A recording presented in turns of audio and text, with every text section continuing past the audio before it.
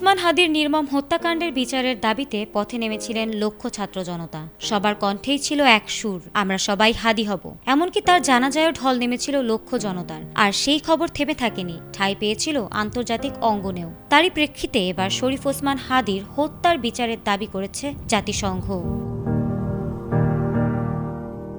এ বর্বরচিত হত্যাকাণ্ডের ঘটনায় গভীর উদ্বেগ প্রকাশ করেছেন জাতিসংঘ মহাসচিব অ্যান্তোনিও গুতেরেস। এমনকি এ ঘটনার সুষ্ঠু, নিরপেক্ষ ও বিশ্বাসযোগ্য তদন্তের আহ্বানও জানিয়েছেন তিনি। এ নিয়ে জাতিসংঘের এমন শক্ত অবস্থান আন্তর্জাতিক অঙ্গনে বিষয়টির গুরুত্ব আরও বাড়িয়ে দিয়েছে। জাতিসংঘ মহাসচিবের মুখপাত্রের মাধ্যমে প্রকাশিত এক বিবৃতিতে বলা হয়েছে, ওসমান হাদির মৃত্যু নিয়ে উত্থাপিত অভিযোগ ও পরিস্থিতি অত্যন্ত গুরুত্বের সঙ্গে বিবেচনা করা হয়েছে। এছাড়াও ন্যায় বিচার নিশ্চিত করতে তদন্ত প্রক্রিয়ায় স্বচ্ছতা বজায় রাখা এবং অভিযুক্তদের জবাবদিহিতার আওতায় জরুরি ভিত্তিতে আনতে হবে বলেও মন্তব্য করেছেন তিনি।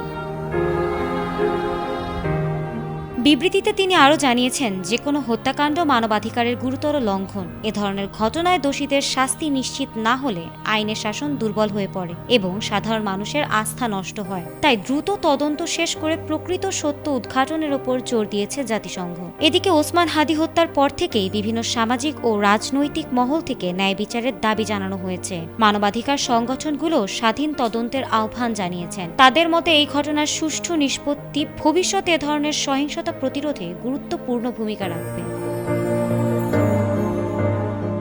অন্যদিকে জাতিসংঘের মহাসচিব বাংলাদেশের বর্তমান পরিস্থিতি নিয়ে জানিয়েছেন, আসন্ন নির্বাচনকে সামনে রেখে উত্তেজনা বৃদ্ধির প্রেক্ষাপটে সকল পক্ষকে সহিংসতা থেকে বিরত থাকতে হবে। এছাড়াও নির্বাচনকে সুষ্ঠু ও শান্তিপূর্ণ করতে সংশ্লিষ্টদের প্রয়োজনীয় পদক্ষেপ নিতেও আহ্বান জানিয়েছেন তিনি। তার মতে, হাদির হত্যার বিচার শুধু একটি মামলার নিষ্পত্তি নয়, বরং এটি এখন রাষ্ট্রের ন্যায় বিচার নিশ্চিত করার সক্ষমতার পরীক্ষা হয়ে দাঁড়িয়েছে। তাই এই হত্যাকাণ্ডের সঠিক বিচারই পারে জনমনে আইনের প্রতি আস্থা ফেরাতে, এমনটাই মনে করেন জাতিসংঘের মহাসচিব অ্যান্তোনিও গুতেরেস।